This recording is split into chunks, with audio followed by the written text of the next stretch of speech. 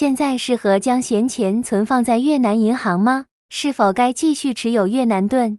相信在越南经商或外派，又或者在海外开立越南股市账户的您，目前正有一笔为数不少的越南盾存放在越南银行或保险箱。在今年上半年越南盾相对于其他亚洲货币稳定的时期之后，最近美元与越南盾的汇率在第三季度出现了相当大的波动。在9月26日的交易中，许多银行的美元售价触及24,600越南盾，较年初涨了 3.7%， 也就是越南盾自年初以来至今贬值了 3.7%。越南国内的美元汇率承受了很大的压力，因为美元指数连续第10周上升，是近10年来最长的上升趋势。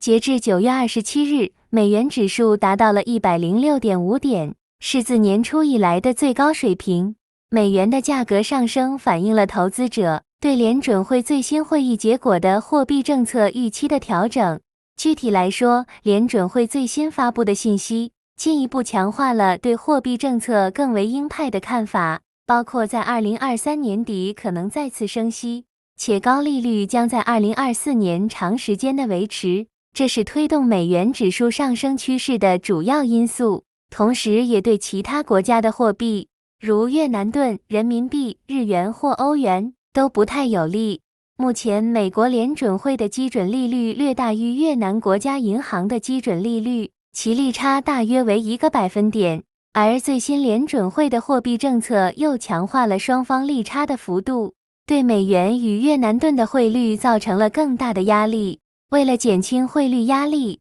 越南国家银行最近发行了28天期的债券，总金额达到了70万亿越南盾，将相对应数量的越南盾从银行体系中吸走。简单来说，就是越南国家银行跟各家银行借了70万亿越南盾，让各家银行在28天内无法自由买卖美元，以免影响美元与越南盾的汇率。然而，发行债券只能稍微减轻美元与越南盾的汇率压力。在美元指数大幅上升的情况下，越南国家银行仍可能需要干预外汇市场，以稳定汇率。目前，美元与越南盾的汇率正在重新测试24,500的压力区间。最大的风险是美元指数如果上升到110的水平，那时越南国家银行可能需要再次通过卖外汇储备来干预市场，以将汇率保持在一定水平，直到年底。然而，越南国家银行目前的外汇储备有多少呢？被视为稳定汇率的金融武器，越南国家银行多年来一直在增加外汇储备。根据越南国家银行公布的数据，截至2021年底，越南国家外汇储备规模已达到1099亿美元，是2010年的10倍，也是2015年的近4倍。然而，自2022年初创下纪录之后，越南国家外汇储备在2022年底大幅减少，原因是由于美国联准会快速升息，导致越南国家银行不得不大规模出售外币以稳定汇率。在2022年底，越南国家银行出售了约 21% 的外汇储备，使其降至约867亿美元。也就是说，为了稳定货币，越南政府在美国2022年快速升息的短短几个月内，花掉了232亿美元的外汇储备。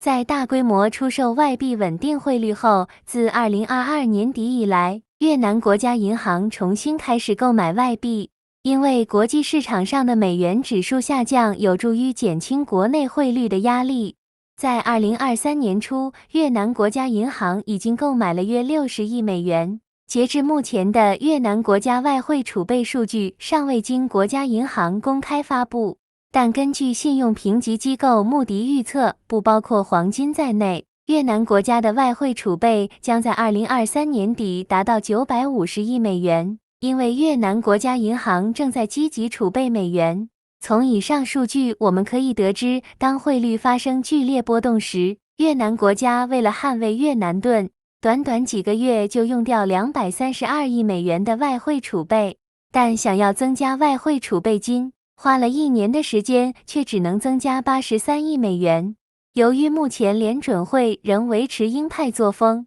加上近期越南国内信贷增速缓慢，越南国家银行基准利率从2023年4月的6%降低至目前的4.5%，仍无法让信贷增速提升，未来仍不排除继续降息的可能性。一旦未来联准会继续升息，而越南国家银行继续降息，两国基准利率的利差扩大，外国投资者如在越南的投资报酬率不如预期，则有可能退出越南市场，造成越南盾大幅贬值。当然，越南政府在这方面也下很大的功夫，除了一边稳定市场，也一边增加外汇储备，更积极地创造投资条件来吸引外资。截至今年9月20日，外国人直接投资金额达202.1亿美元，年增7.7%。而2023年上半年，越南对外贸易顺差也达到122.5亿美元，皆有利于越南政府进行增加外汇储备的活动。